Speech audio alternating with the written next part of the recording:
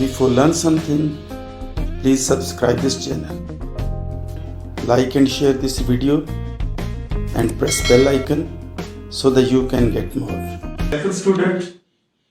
Today we discuss about the laws of exponent. जो power लगी होती है उसके बारे में हमने बताना है, कुछ सीखना है कि ये क्या होता है. सबसे नंबर 1 पे जो रूल है उसे बोलते हैं प्रोडक्ट रूल. प्रोडक्ट मतलब मल्टीप्लिकेशन बीच में आता है. तो product rule x power m multiply x raise to power n. Multiply जब होता है तो पावर जो होती है वो प्लस होती है, m प्लस n. जब मल्टीप्लाई होगा तो पावर प्लस होगी. फॉर एग्जांपल जैसे कि a पावर 2 है, a power 2 multiply a power 3, तो ये हो जाएगा a power 2 plus 3 is equal to a power 5. तो पावर जो होती है मल्टीप्लाई करते हुए प्लस हो जाती है. नंबर 1 पे तो ये था, इसे बोलते हैं प्रोडक्ट रूल. दूसरा है पावर यहां पे डिफरेंट थी m और n, इसलिए हमने m और n को आपस में प्लस कर दिया. यहां पर पावर सेम है, x power raise to power n multiply y raise to power n.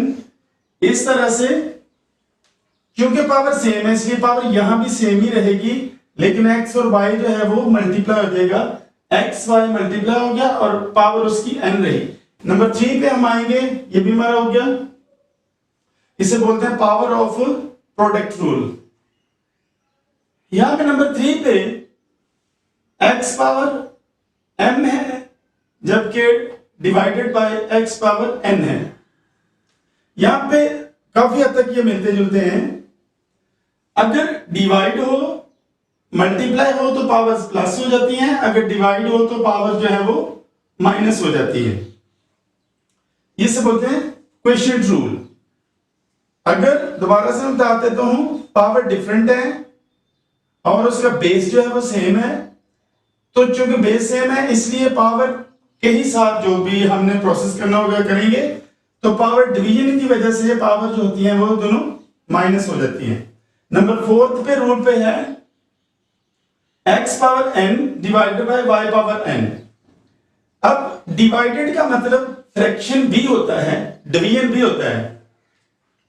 तो यहां पे x power n y power n, तो n जो है ये कॉमन लेके हमने इसको फ्रैक्शन की शक्ल में x ओवर y लेके इसकी पावर n लगा दी. लेकिन ये जो y पावर है दोनों पे अलग अलग भी लग सकती है, x power n y power n.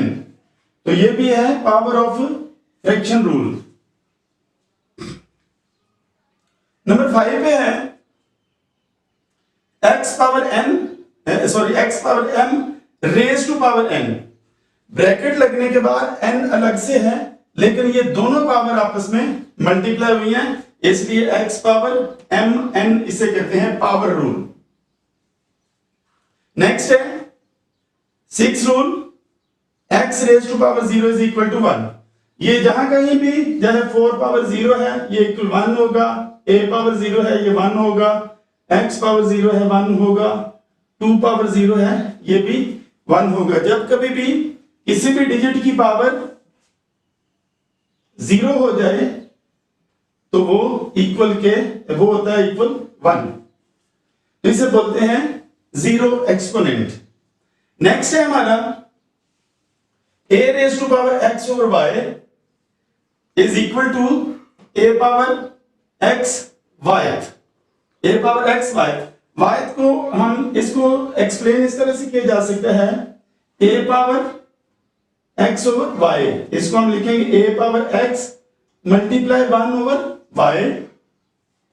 अब 1 ओवर y जो होता है ये y रूट के भी इक्वल होता है, तो x a power x y root, इसे हम कहेंगे a power x y root. तो ये भी हमारे हो गए सारे. अब है x पावर minus n is equal to x over a power x होता है. नेगेटिव जो भी होता है वो उसको उसका रेसिप्रोकल हम फाइंड कर लेते हैं या उसको फ्लिप कर देते हैं. फ्लिप करने से पावर जो होती है वो चेंज हो जाती है. जैसे अगर हमारा आंसर आ रहा है y पावर -2, तो इसको हम 1/y², करके हम इसका आंसर लिखेंगे. तो कभी भी हमने अगर पावर चेंज करनी है तो उसका रेसिप्रोकल यानी कि उसको हम उल्टा देंगे. तो इस तरह से हमारा ये प्रूव हो जाता है. ये इसलिए आपको सारा समझाया गया है क्योंकि आगे जाकर जो काउंटडाउन 7 है उसका जो 5 चैप्टर है उसकी 5 एक्सरसाइज सारी इसी पे बेस करती है. इसलिए इसको अच्छे तरीके से में बताएं ताकि हम आगे इसको कर सकें.